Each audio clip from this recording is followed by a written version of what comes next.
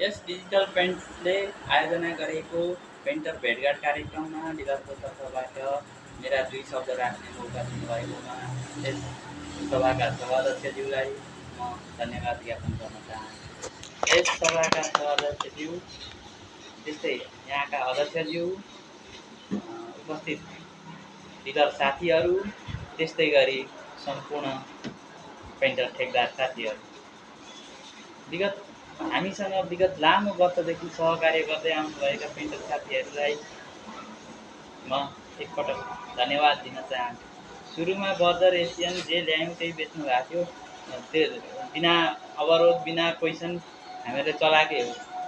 समस्या नआएको होइन, बजारमा नि आएको हो, डिजिटलमा नि के भन्छ एसियनमा पनि आएको हो, अरू पेन्टमा पनि आएको हो।